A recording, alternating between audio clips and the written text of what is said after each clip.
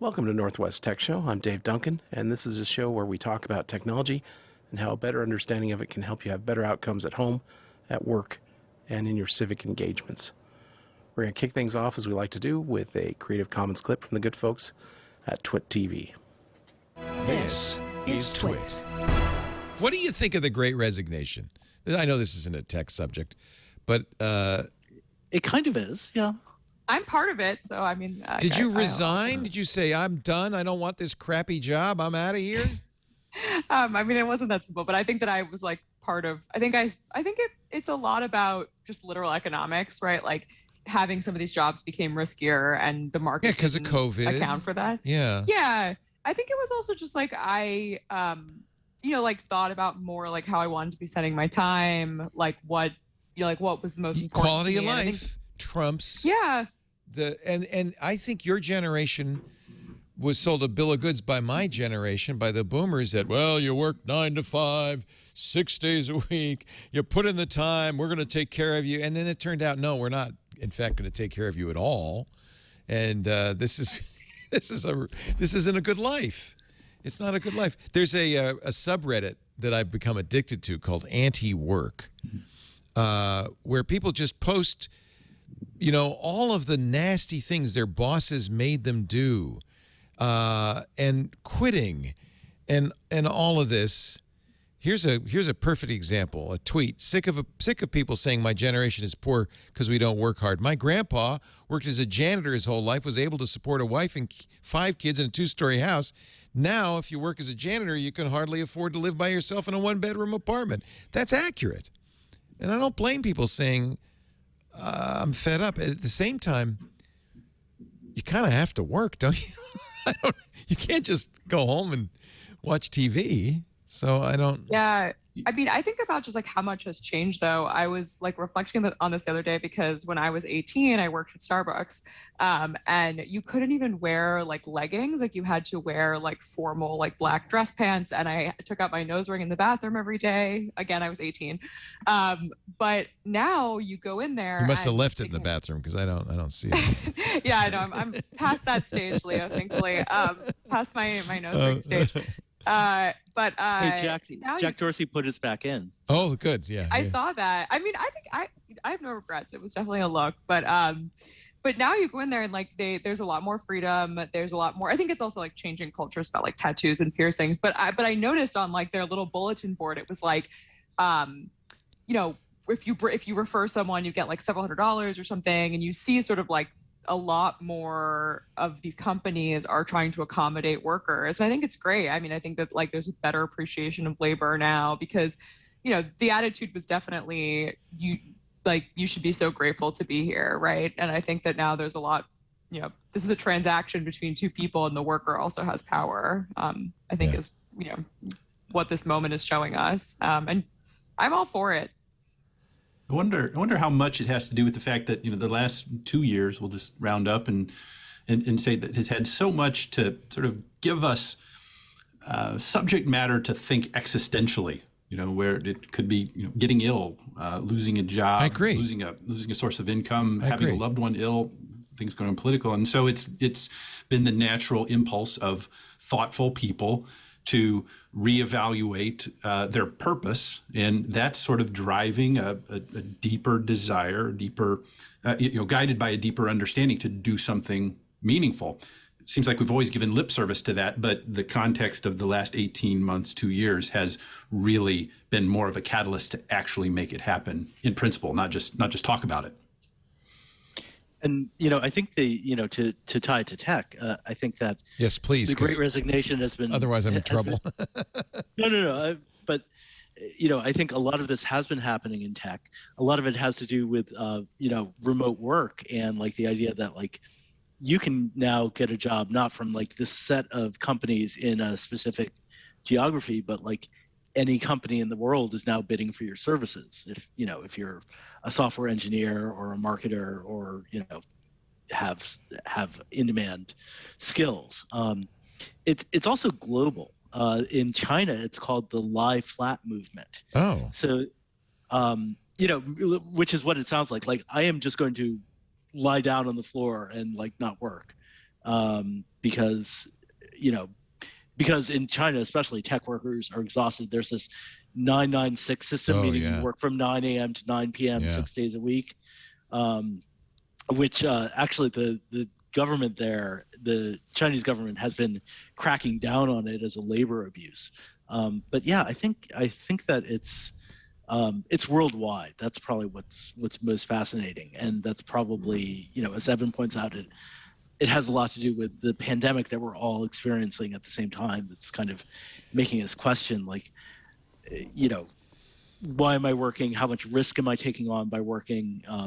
You know, it's really changed those calculations. Well, it's clear that the pandemic exposed some huge fault lines in the economy, in our country, and globally as well.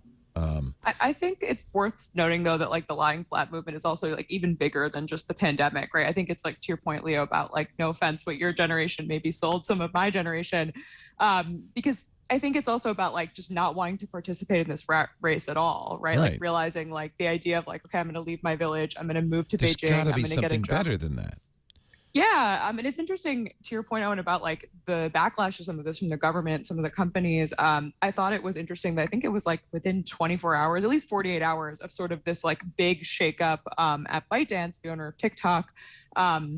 You know, the CEO sort of like receding, and it seems like one of the very last, you know, things that sort of came down before this big executive shakeup is that they actually ended working that way. So now the hours are much more sort of like normal working hours. So they ended the expectation that you would work 9 to 9, 6 days a week. And now I think, let me see what the hours are now, but it's like they shortened them to like, you know, more normal work hours. And I do wonder if that's also part about like retention, right? And like being able to keep people in an environment where workers are like, hey, wait a minute, I have a little bit more bargaining power here than I used to. Well, it's also the case that during COVID, you saw these billionaire moguls become even more rich. You know, it was a big windfall for people like Elon Musk and Jeff Bezos. And I have to say, there is the other tech angle is that this maybe all began with tech workers, particularly engineers, who realized they were so valuable to the company that they didn't have to put up with crap, that they could say, no, we're not going to do that. And the company would have to say, oh, because you guys are valuable. You're much more valuable because there's a scarcity of talent. It's not a friction-free market. It costs us a lot to get new people, to train them up, to give them stock options. I think that also is part of it. It started 10 to 7, 5 days a week. That's crazy. So that's like, you know, are they all in the same reasonable time zone? Yeah. Is it the same time zone? Also, remote work, it turns out, I mean, no employer wants remote work, right? But every employee loves the idea. Not everybody. Some people like the social aspect of coming to work. But a lot of employees are going, hey, this work from home is great. Now, obviously, you can't do that if you're a barista at Starbucks. But for a lot of people, information workers, you know, I could for sure know that Owen and Louise have worked at home a lot. I could work at home. I don't. I come into a studio. I don't know about you, Evan. Do you have to go practice law, or can you just do it at home? I've been working at home most of the time. The last 18 months. We're starting to reopen, but I like to stay home as much as I can. Nobody's in a hurry to get back to the office. No. I've had some flexibility for a while, but I still think I like look back on the fact that I would go to the World Trade Center like multiple times a week, and I still get like this. I get like, that's spooky to me. Yeah. You know, like it still seems crazy that we did that. Who did you work for in the World Trade Center? That's where Condé Nast is, the owner of Wired Magazine. The old World Trade Center? No, the new one. The new one, yeah. Oh, Not. What floor? Yeah. That's a good question. We moved around. I don't even remember what the last floor was. That's a hella tall building. I'd be a little nervous, to be honest, to be anywhere in a World Trade building. Honestly, it was very, very scary when there were storms, because you would be in the eye of the storm, and you could feel like a little bit of like swaying sometimes. And during my interview, I was up against like a floor to ceiling window behind me, and I was like starting to feel sick. like I was already nervous about my job interview. I said, hey, I got the job, but like, you know, because I would look behind me and it was just like so far down. High. Yeah. Right. But scary. Yeah, I guess I'm the poster child for the new hybrid work style, because I came into our office, mostly so I could record this podcast with you good people. Thank you. And have a quiet environment and not bug my husband. Right. Right. So it was nice to have the option. That's what exactly. I do. I don't want to. It's much easier for me to do this in a studio. Also, there's a certain something about getting dressed up instead of sliding over totally in your slippers and jammies to the microphone. It's just there's you something feel about like a real person. Yeah. And I also think there are tensions or things that you assume about people. Like they give off like a different Zoom energy, and then you meet them in real life and you're like, oh, like I made so many like wrong assumptions about how we were communicating or whatever. Like I do think like breathing the same air as people is important, but I don't think you need to do it every day. But I really do think that there is some value. A little bit. Yeah. Company retreats, like take all the rent and put it into like nice vacations for your whole team. There you go. Yeah. Instead of building giant penis buildings downtown San Francisco with dancers in the roof. And you're listening to Northwest Tech Show on KMUZ. That's a Creative Commons clip from the good folks at twit.tv. That was This Week in Tech 848, The Great Resignation. So yeah, this is an interesting recap of something we've heard in the general news. Just people. There are times where you talk about boiling the frog, where things slowly get worse and slowly get worse and slowly get worse. And, it's apocryphal, but, just that sense that when things slowly get worse, you aren't as quick to, say, wait a minute, is this still a good idea for me? And the pandemic was kind of that moment for a lot of people where they really looked at this and saying, look, they not only are they not paying me great, they're not treating me great, that I'm having to work harder because of all the people that are missing, and I might die. And, in ways that are easily mitigatable, and the employer doesn't want to do it because it's either too much trouble or too much expense. And that's that moment where you just stop and say, okay, is this really the best way for me to spend my life? Are things going to change? Am I ever going to get any appreciation for all the risk I took here? And it's like, no. Well, then, if you have options, if you have some other way of existing that, may not be as, may not have the amenities that you were used to, but they have the added benefit of not dying and, maybe connecting with your family a bit more and maybe doing things that were a little more satisfying. So this was, one of those moments that it's kind of a shock to the system. They talk about in, near-death experiences and, the sky seems bluer and all this stuff.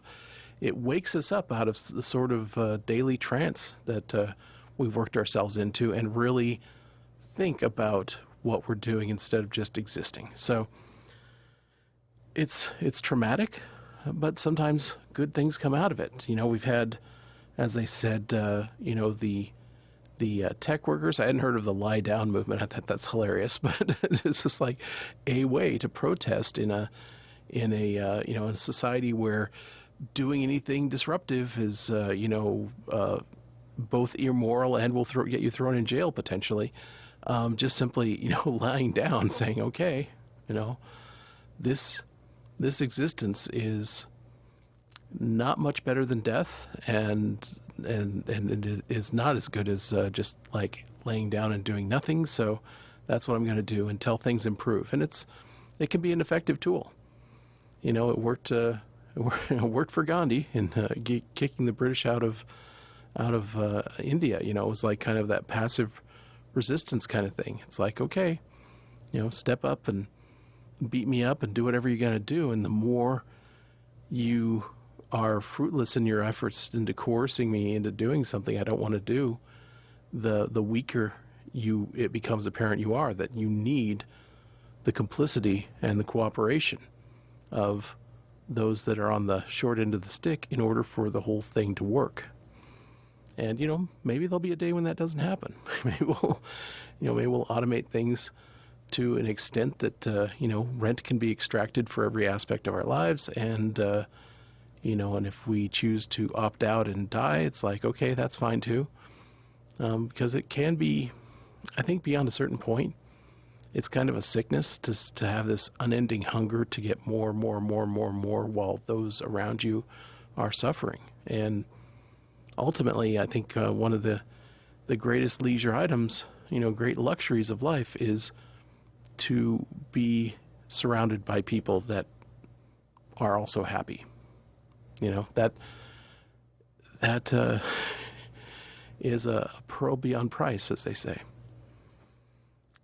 I haven't checked out the Reddit that they were talking about, the anti-work Reddit, but it sounded interesting. And to one degree, kind of in the info diet sense, I don't like to load my brain up with a lot of negative images. I mean, we get enough stuff of, oh, here's another, person that wasn't doing anything being beat up or shot, and by the authorities here and there. It's just like,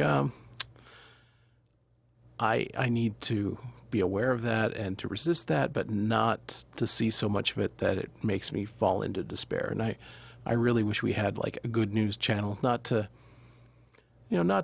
Pollyanna things and blow sunshine up us, but just to get a little more perspective.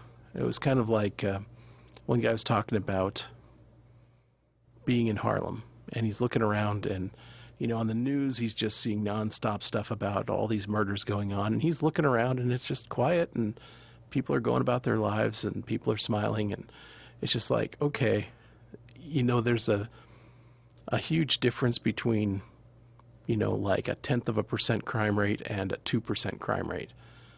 Not to say those are the numbers for Harlem, but, it's just like when you're on the ground, in any given moment, most of the time you're not going to be able to tell the difference between those two environments. But, unless, of course, it's happening to you. But the news focuses relentlessly on the worst moments in every location. And I think it does tend to lead to a kind of depressive paralysis that keeps things from improving because it just seems so impossible. And it's not. It's often amazing how very small movements here or there can make huge differences in the outcomes we experience. And so that's what the spirit I hope people go in finding out how better understanding technology can reduce the ways it's used against you and increase the ways you can apply it. I think we were talking before about a kind of a race, where technology eventually finds its way to the top and is used to, control people more or minimize the need for other people. But, there's also always newer technologies coming along, and it's the independents that are usually the desperate that are usually the first to discover and apply those new ways of leveraging the technology to help them. So in that time lag between when the small guy discovers technology and when the big guy discovers technology, there is hope. There is a chance that, you can create a sustained wave of equality. It's like they say, you never step in the same river twice, but the river as a concept continues. And so it could be with a better balance between those, but just basically a less inequality in society, which ultimately, even though, those on the top do not like it, it ultimately serves their interests as well, because you can just, at that point, get on with your life and enjoy what you've got instead of worrying so much about the resentment and anger of those, you're stepping on. And I think there is a greater fear of uprising than really exists, because for the most part, we live in that slow boiling frog environment where, people are taking a lot of stuff that they don't really need to take. But every once in a while, it's the problem with excesses is that it's addictive. You go this far over the line and nothing happens. And so you go further over the line and nothing happens. You go further over the line, and eventually you trigger a reaction, whether it be being a criminal, an outright criminal, or being someone who just uses the system to take advantage of others. Eventually, there is a backlash. And that's a good thing. Automation and AI could change that. So that's why I'm really hopeful that those on the bottom end of the scale continue to be more aggressive in discovering and applying technology. Keep things on the level field. All right, and with that, let's move on to the next clip here. Another one from the good folks at twit.tv. This is Tech News Weekly 802, talking about the slightly different approaches Facebook and Meta are taking to face recognition technologies. This is Twit. I wanted to talk about a story that hit the feeds earlier this week. It was a couple of days ago in the New York Times, and it was about Facebook saying, hey, we are going to be shutting down the facial recognition system. The company said, there are lots of societal concerns about doing face scans, of detecting different people's faces and building out a sort of facial profile for them. And so we want to shut this down and then delete the data on billions of users. This was a feature that was introduced in 2010, according to the New York Times. And essentially how this worked is that up to that point, when they first introduced this feature of tagging people, it could tell that there was a face there, and then you could select that face and say, this is this person. So my mom posts photos of us kids at Christmas time, and she, tags the kids who have Facebook accounts on there. And then on my Facebook, people, if I set it up, could see photos of me that had been tagged. I can see photos of me that have been tagged, et cetera, et cetera. After a period of time, Facebook wanted to improve upon or increase the rate at which folks were tagging their friends. And so they introduced this deep face technology that would start to suggest for you. It would look at the photo and it would say, hey, I think this is your pal Constance. And you could say, yes, that's my pal Constance. Go ahead and tag this photo with Constance. So Constance will see this. And this feature not only recognized the face, but it started to build out, attached to each person's profile, a facial kind of graph, if you will, that would let Facebook's tool recognize you across different bits of the product and be able to tag. Well, Facebook said, all right, there's been a lot in the news and in society and other issues that makes us feel like this isn't a great tool to have. So we're planning on shutting it down and deleting. As the New York Times points out in its article, when the Federal Trade Commission fined Facebook a record $5 billion to settle privacy complaints in 2019, the facial recognition software was among the concerns. And last year, the company also agreed to pay $650 million to settle a class action lawsuit in Illinois that accused Facebook of violating a state law that requires residents' consent to use their biometric information, including their face geometry. But so you may have heard this. Cool, awesome. Facebook is going to be deleting this data. It's not going to be using this facial recognition tool. Good. Recode has come out with an article yesterday as we record this show, where they're talking about how, Facebook, owned by its parent company Meta, is backing away from facial recognition for photo tagging, but Meta is not, and in fact plans to not only keep its deep face technology, but also use it in its Metagraph, its metaverse products. So here is a little bit from this. Meta says that facial recognition isn't a feature on Instagram and its portal devices.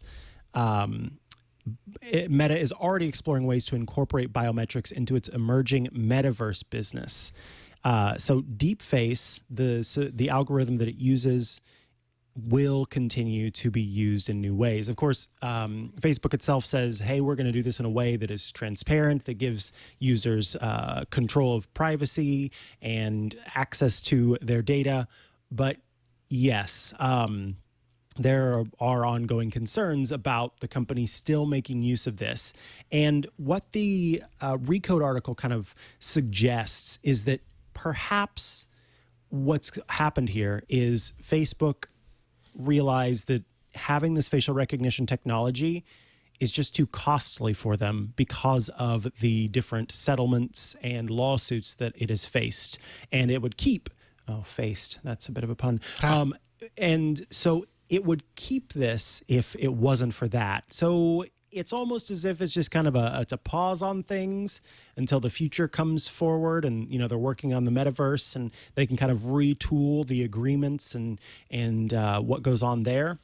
But yeah, I think that I know when I first saw this, and I saw other people kind of reacting to this, when we all first saw this, or when many of us first saw this, we thought, oh, that's great. Facebook's getting rid of this. There's a lot of issues with facial recognition and concern there. So good on them and good for us. But there's just that underlying story that I think is important to be aware of here.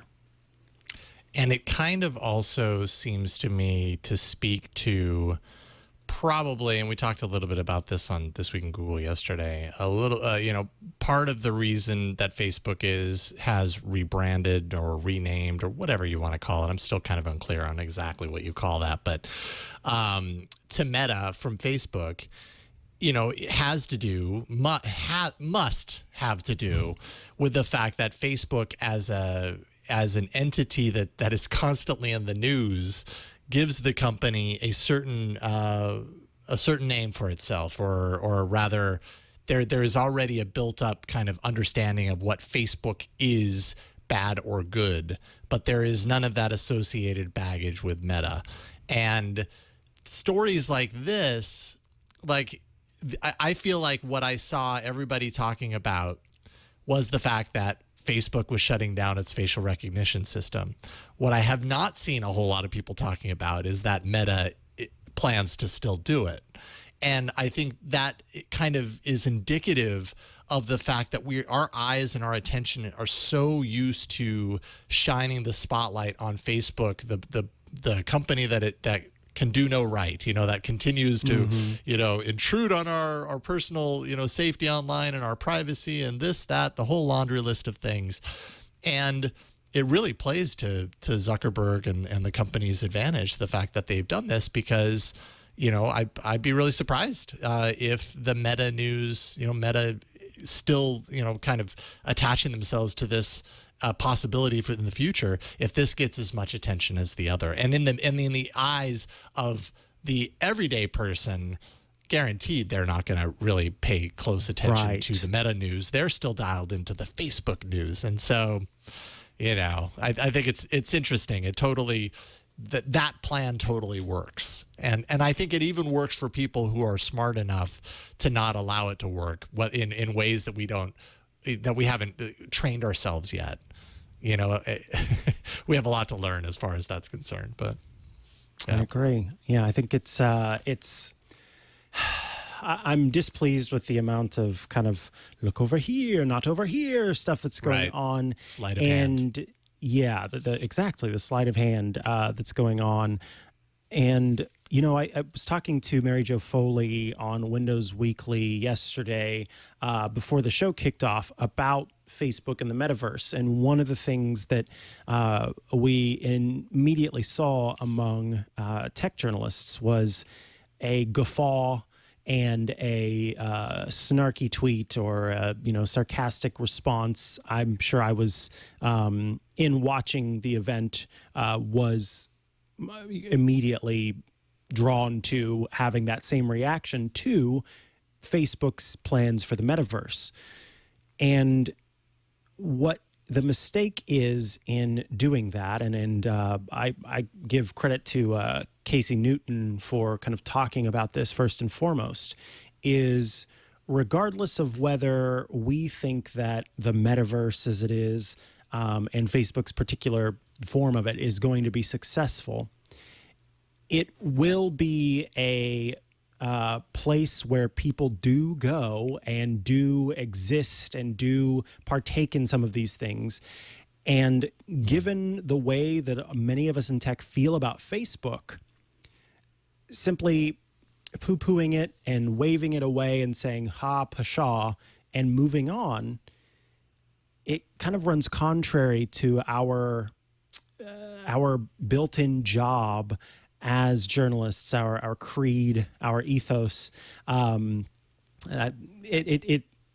job is to like shine a light on things and, you know, bring to light different parts of it. And so by just discounting it and tossing it aside and not paying attention to it and saying, oh, that's not going to be successful, Facebook can continue to do these things that it's done in the past that haven't been great and get away with it if we all are just too busy going, So keeping an eye on it every step of the way, reporting on it every step of the way, being aware of what's happening in and out, asking questions, and helping to shape it through this kind of this continued like the goal of the press, then I think that is something that we should all be aware of and try to be mindful of. And so that's one of the things that I do like about having multiple all of these different, you know, there's complaints sometimes about how there are all these different sources that you have on the internet. And yes, that can be an issue. But, you know, the New York Times reports one thing and then Vox's Recode doubles down on it and digs into it and talks more about it. And I like that those things can happen. And so you can get this viewpoint that quickly has some more information as you need to about that thing. That's good. So yeah, I don't know. All of that's to just say that we should continue to do our jobs and not let this technology just pass us by in a way. We don't all want to be old folks. What is it? What is the old folks standing in their yard looking at the clouds or something? I don't remember how that yells at a cloud. Yeah, right. Yeah, people yelling at clouds and griping about our yards or whatever. Anyway. Yeah.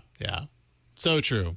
But it's exhausting. It can be exhausting at times. It's like, trying to keep up with everything. Exactly. Yeah. And it's the difference between kind of your personal belief about something and the importance of being reporting on all things and talking about all things and considering all things, even amidst that exhaustion.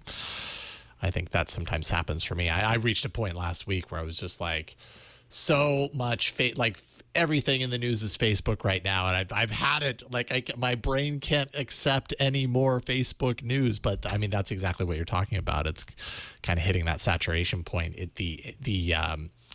The instinct that I had in that moment was to pull away from it, and that's when even worse things can possibly happen. So you're listening to Northwest Tech Show on KMUZ. That was a Creative Commons clip from the good folks at twit.tv. That was Tech News Weekly 802. Facebook and Meta go in different ways on face recognition. So, yeah, I was amongst the group that kind of guffawed a little bit at Facebook spinning up a parent company, Meta, that everyone's like, oh yeah, like no one's gonna know it's Facebook anymore. Kind of, they've changed it to Meta, and the problem is when it's obvious that somebody will keep an eye on that, is that nobody actually steps up to be that someone, because it's just obvious someone will watch that.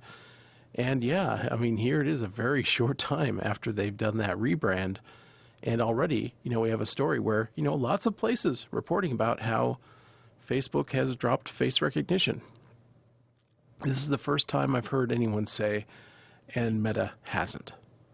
So that is really good to keep an eye on. And though one source of hope here is, the anti-face recognition without your consent law that we talked about in Illinois previously. Facebook paid a fairly hefty fine on that. What was that? $650 million, and previously took a $5 billion fine. That was probably for I can't remember what that was for, but I wouldn't be surprised if it was for violation of European privacy laws that are a lot more strict than they are here, GDPR and all that. So it does work. On the one side, pushing back does work. And on another side, it's like shell games work too. The cigarette companies, to a certain degree, showed that just simply by renaming your parent company into something carefully selected to just slide off of people's brain, there's some words that just don't stick. And you can test that. It's like, okay, this word has cache. It's the opposite of a meme. It's like, okay, this or an earworm. It's the song you can't forget, and this is the one you can't remember. And they kind of did that with meta. I mean, it's a word nobody, the normal people do not usually use. Computer scientists like to use it for saying things like metadata, which was data about data, which automatically started to invoke that tech somebody else's problem field where people's brains just kind of slide off the concept of, oh, that's just too weird, I don't even want to think about it. And they benefited from that. At the same time, maybe picking up that cachet with the science fiction folks and with the programmers, because the programmers are the ones that actually build this stuff. So you paint a sexy image to them of this exciting new world that could be built, and they're like, oh yeah, and they build that and often do not think about the full implications of how it's going to be used. Like in Ready Player One, the movie about, one thing I didn't mention when I was talking about, Snow Crash and Ready Player One and science fiction like that was kind of the basis for this metaverse stuff. The thing I forgot to mention previously was these stories are about dystopias.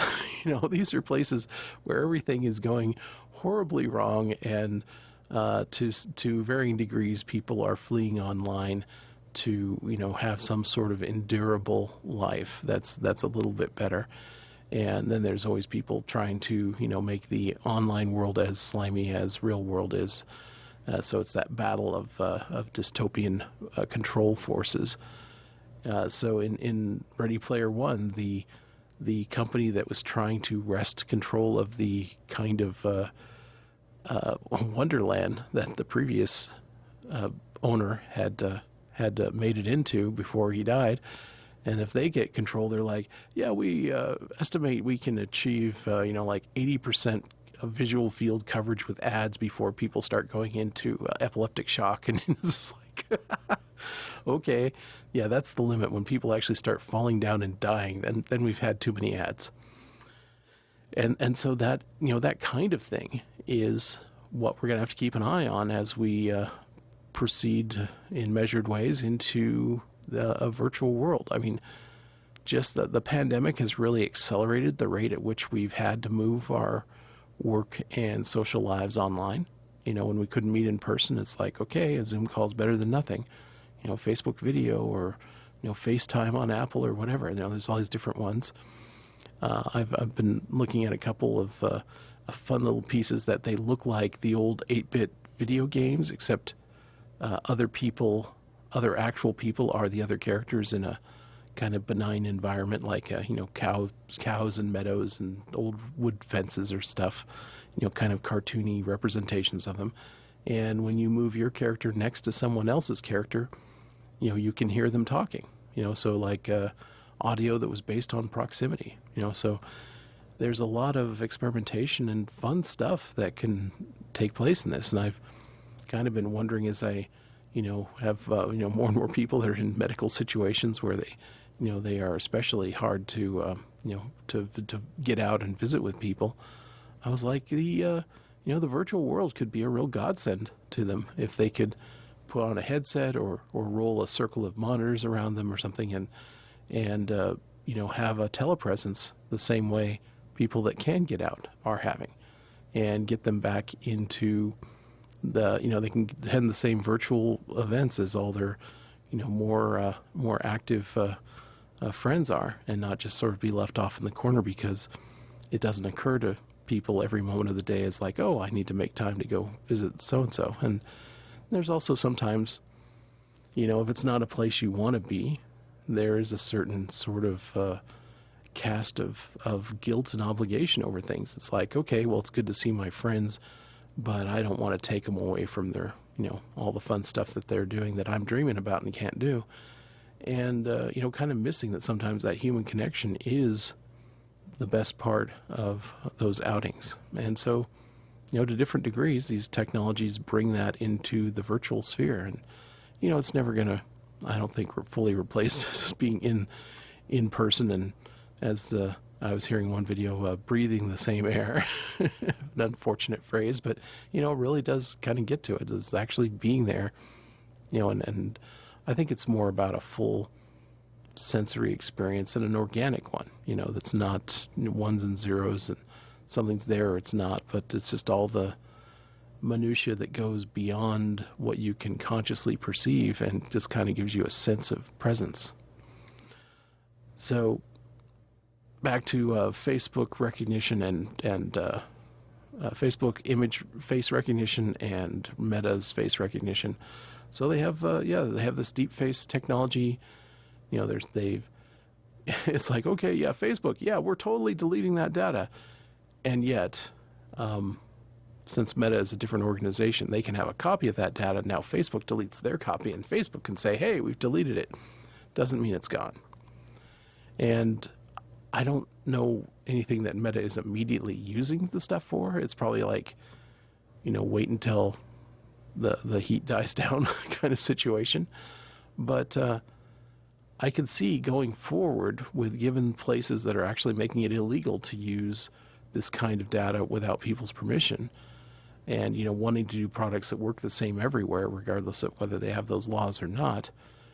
I can see them working on strategies for how can we make this more, how can we motivate people to embrace giving permission for this stuff.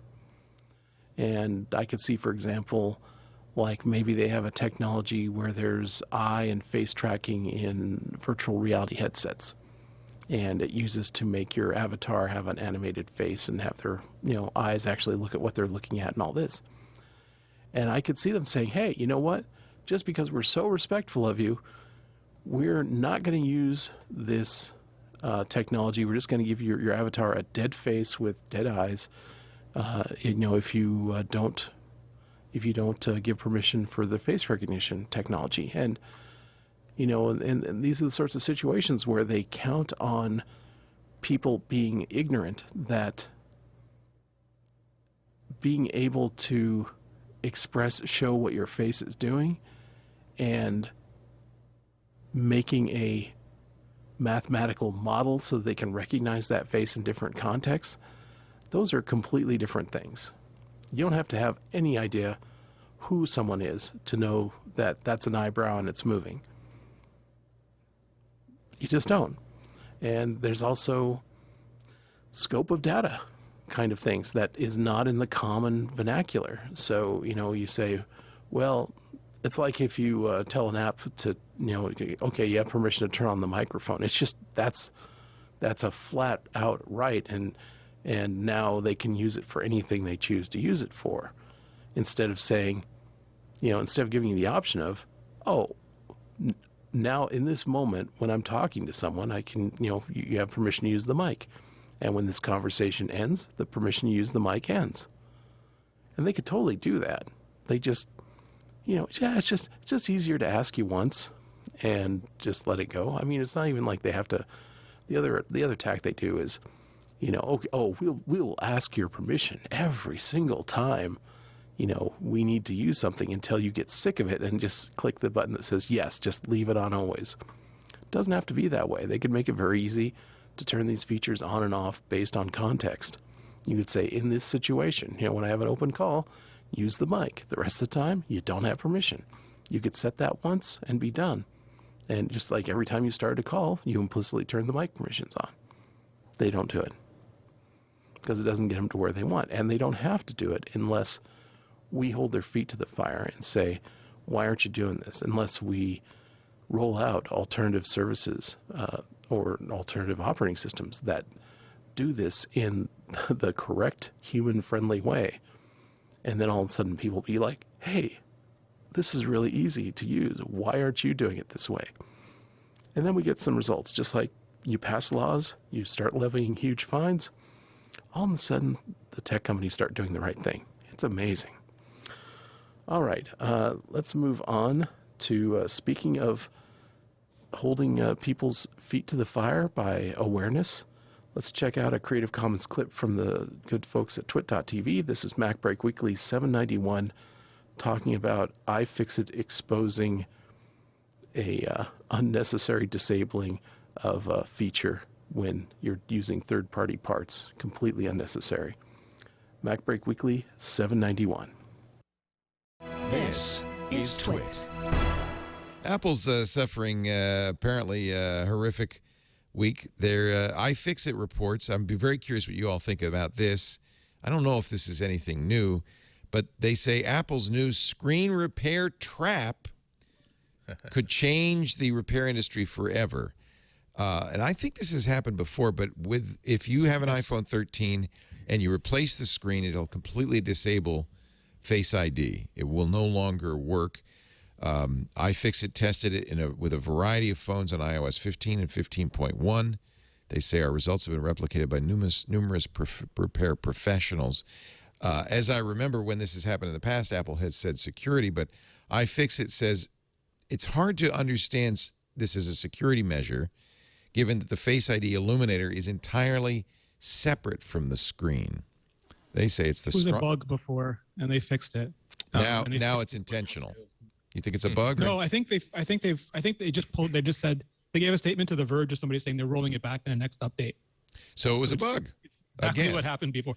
Either a bug or they keep attempting it and they keep getting in trouble for it and they keep pulling back. Yeah. One of those two things is true. It's probably Big D in our Twit forums said that would be illegal in Europe. So yeah, I think once people find out about it, they're going to have to roll it back, at least in Europe. Their goal every time is to stop somebody from getting, like, not somebody, but a nation state or like a well-funded actor to get a hold of your device and swap the sensor to defeat the biometrics. But there's different ways of doing that. And they once before with Touch ID and now with this, it just broke if you tried to do it. But there are much more sophisticated ways that they can do it. It looks they fixed it back then. They just reversed it, so you had to have genuine Apple parts. Didn't matter if they were the same parts or not; it would just work. And it looks like they're doing the exact same fix here. So it's just less sensitive to what kind of parts you're swapping it for. The EU has embraced right to repair. They actually require Apple to provide parts and tools to independent repairers for a minimum of 5 years of any given product. So I guess you could say, here's the part, but the Face ID won't work. Which is not good. That's not a good experience. No. Yeah, and that's absolutely not a good look for Apple either. So this is the sort of thing that they really need to fix very, very quickly.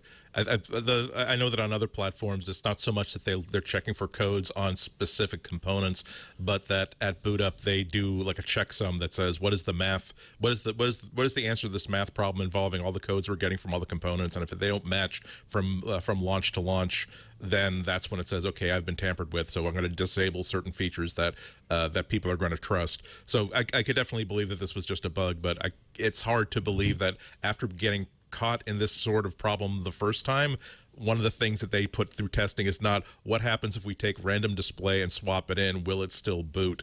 It seems as though that should be part of the pre-launch the pre-launch of device testing. Apple authorized repair shops have access to a software tool that can make a phone accept a new screen.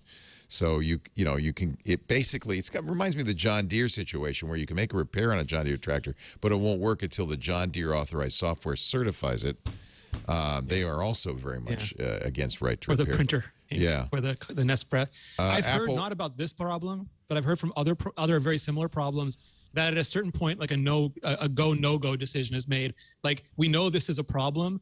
This is our shipping deadline. Is this sufficient that we should change the shipping deadline, or can we fix this afterwards? And somebody makes a decision, and often there are people who vehemently disagree with that decision, say, no, this has to be fixed first. And they don't always win those arguments, but they have those arguments every time.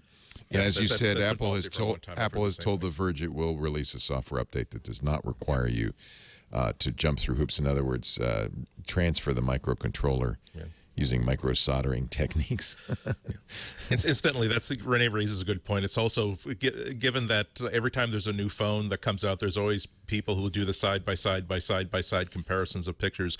But the fine tuning the picture pipeline of what a picture looks like by the time it gets deposited into your picture roll, that is a classic example of the sort of thing, bro. We know this isn't working exactly the way that we want it to, that we can make this work better, but there is no way that we're holding up the shipping something on the phone because we don't think that the color is quite right on skies. We can easily fix that with a patch. Yeah, that's software in your future. Yeah. So that's why you don't really.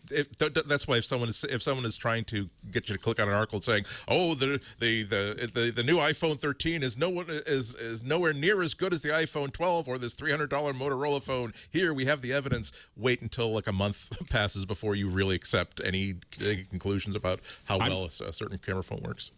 I'm starting to get very clear of the machine learning that's going into like the photos, in the sense that my live view is oftentimes half the clarity of what ends up on my roll. Like it's an amazing thing. Like you're taking a picture of something that looks kind of soft and doesn't look like it's going to work. You hit the button, and then it pops up, and you're like, wow, it's a lot sharper than what I just saw. And especially things like the depth of field, inside of the portrait mode, looks horrible. I mean, it looks like the way it always has been, I guess. So I would say horrible. I'll give you the an way it always has example. been. This is live, yeah. But then you it take the picture, fixes and then it. and then suddenly it fixes it. It fixes it by the time it hits the roll, and you're like, wow, that was a lot better than I expected. And you're listening to Northwest Tech Show on KMUZ. That was a Creative Commons clip from the good folks at twit.tv. That was MacBreak Weekly 791, iFixit iPhone third-party part expose. So yeah, they call it the screen repair trap. iPhone 13 replacement with third-party part disables Face ID. I think this has happened before because I've been talking about this for quite a while of, third-party screens disabling Face ID. And I was talking to a repair person about it, many weeks ago, that, third-party shops and developers in China had come up with third-party screen replacements that worked around this shutting down of third-party parts. So there would be some ROM data, read-only memory data, in the broken screen that you're getting rid of. And usually the chip is not the part that's broken, it's the screen itself. And so they came up with a mechanism to pull all the data out of that read-only memory part on the original part. And they've come up with third-party replacement screens that include a programmable EEPROM. And so you just copy that phone-specific data from the original part to the part you're putting in, and then when you complete the repair, the phone does not know that it isn't the original part because it's giving the same data when queried. So that is that has been around for a while. For that whole process to develop, this has happened before, and it happens again. So this is also the first time I heard kind of a legit explanation for how you could do this accidentally.